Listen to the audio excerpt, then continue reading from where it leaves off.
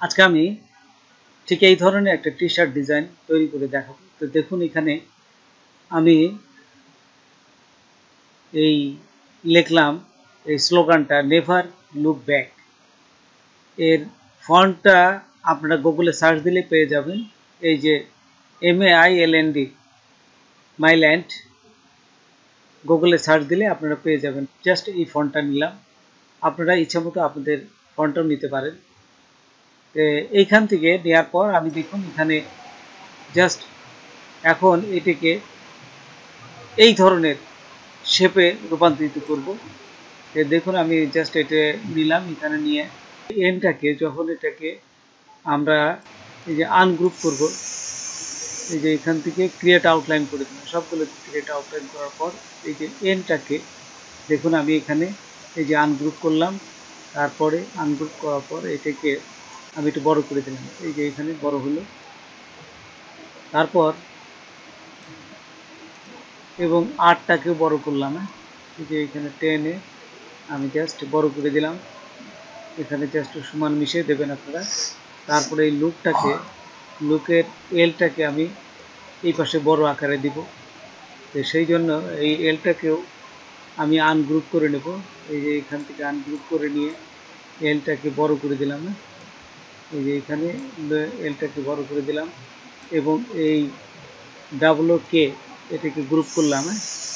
আচ্ছা, এখানে এই যে গ্রুপ করার পর দেখুন এটাকে টেনে নিয়ে আমি আর বড় করলাম, এটাকে জাস্ট গ্রুপ করে দেবেন। গ্রুপ করে তারপরে এই যে ব্যাকটাকেও আমি এখন এই যে বড় করছি, দেখুন আনগ্রুপ করলাম, আনগ্রুপ করে যে বিটাকে জাস্ট বড় করব, এখানে বড় করে দেখুন জাস্ট এইভাবে আমরা বিভিন্ন শেপে নেব এবং ACK এটাকে জাস্ট একটু টেনে পাশে নিলাম, নিয়ে এটাকেও সিটাকে বড় করব, এটাকে আবার আনগ্রুপ করলাম, এই যে আনগ্রুপ করার পর এখন সিকে আমি একটু বড় করব আর কেটাকে জাস্ট উল্টা দিকে ঘুরাই দেবো।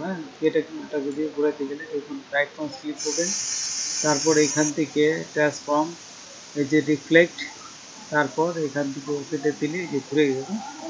আচ্ছা, এইভাবে আমরা এটাকে ঘুরায় সুন্দরভাবে একটা পজিশনে নিয়ে তারপরে দেখুন এই যে ভিকে আমি পেন টুল নেব, পেন টুল নিয়ে জাস্ট এখানে এই যে এখানে একটা জাস্ট সুন্দর একটা শেপ দেবো, এখানে জাস্ট আমি এই যে এইভাবে আঁকলাম। এখানে এই পেন টুল দিয়ে এটা আঁকার পর এই যে এখানে দেখুন উইথ টুল, এইটা জাস্ট উইথ টুল ক্লিক করে যদি আপনারা এইখানে ধরে এই যে টান দেন তাহলে দেখুন একটা সুন্দর একটা শেপ তৈরি হবে। আমি এই শেপটাই রাখতে যাচ্ছি। তারপর এখান থেকে দেখুন এখানে হওয়ার পরে শেপটা সুন্দর করে আমি বড় করে দেখলাম যে এখানে যদি লাগাই দিবেন, একেবারে সুন্দর করে এসে যাতে লেগে যায়। তারপরে এখান থেকে এই যে আবার পেন টুল নিলাম, পেন টুল দিয়ে জাস্ট এখানে একটু কার্ভ করে আঁকলাম, আঁকার পর আমি এই যে দেখুন এই পাশে স্টক আছে, এই স্টকটা বাড়াই দিলাম, এই স্টকটা বাড়াই দিলে যে সুন্দর একটা এখানে একটা শেপ আসলো অবস্থা। এখান থেকে আমি এই নিতে নিলাম, তাহলে এখানে একটা শেপটা সুন্দর হলো। তারপর অবজেক্টে যাবেন, এক্সপান্ড করে দেবেন, এই যে এক্সপান্ড করে দিলাম পুরোটাকে। এখন আমি এটিকে জাস্ট এই সিলেক্ট করলাম, সিলেক্ট করে অবজেক্ট এই পাথ অফসেট পাথ, অফসেট করে যাওয়ার পরে এখানে যত দূর বৃদ্ধি করা যায় যেখানে যে আমি বাড়াই দিলাম, এই যে একটা কালার দিলাম। আচ্ছা, এখানে দিয়ে বেশ দিয়ে ওকেতে ক্লিক করলাম এবং এটা একটা কালার দেবো, এটা এখান থেকে একটা কালার দিবেন, এই যে এখানে ফিল কালার, এখানে কিন্তু কালার নাই, তাই আমরা একটা কালার দিতে যাচ্ছি, এই যে এখানে একটা কালার দিলাম, এটা বা কালো দিতে পারেন না। আচ্ছা, এখানে এই যে কালোটাই দিলাম, কালারটা দেওয়ার পর দেখুন এখানে কিন্তু ঢেকে গেছে। এখানে ঢেকে যাওয়ার পর আমি এখান থেকে শিফট কন্ট্রোল F9 দিলে এই দেখুন এখানে আমার এই যে পাথফাইন্ডার আসছে, পাথফাইন্ডার ইউনিটি করে দিলাম।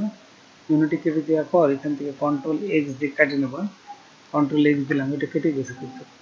তারপর জাস্ট এটা সিলেক্ট থাকা অবস্থায় কন্ট্রোল B দেব। কন্ট্রোল B দেওয়ার সাথে সাথে দেখুন নিচে পড়ে গেছে কিন্তু এটা, ঠিক আছে। এখন কিন্তু সুন্দর একটা শেপে চলে আসছে।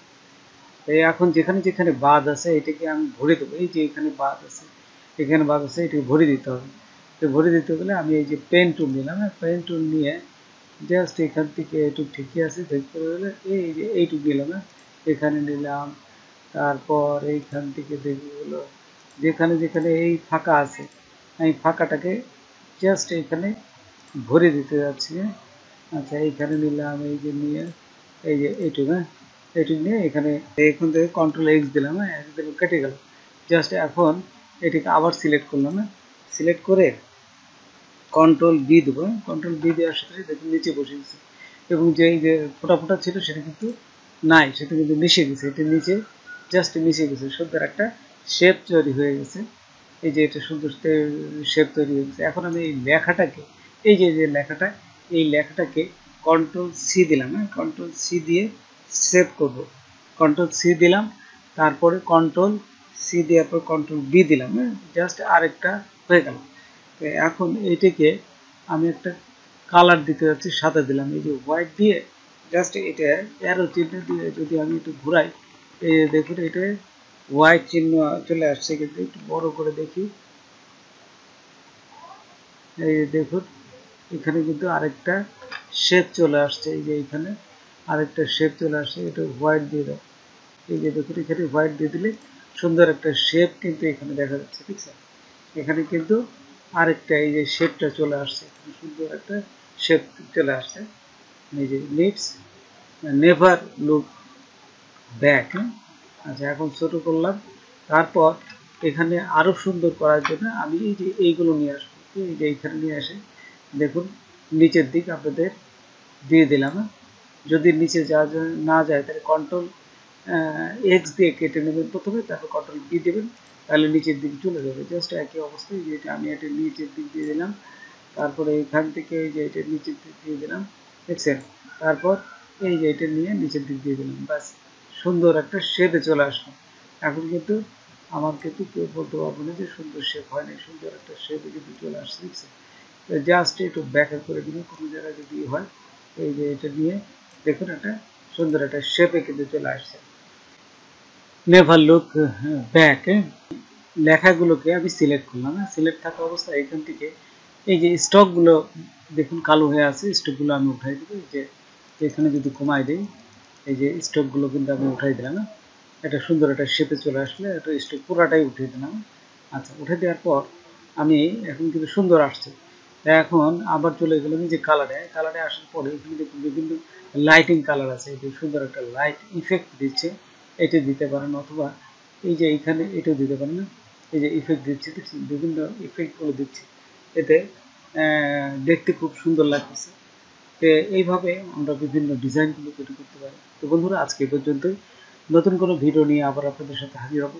যদি আমার ভিডিওটা আপনাদের ভালো লাগে বা কোনো উপকার আসে তবে অবশ্যই সাবস্ক্রাইব করবেন আর বন্ধুদের মাঝে শেয়ার করবেন। ধন্যবাদ সবাইকে। আল্লাহ হাফেজ।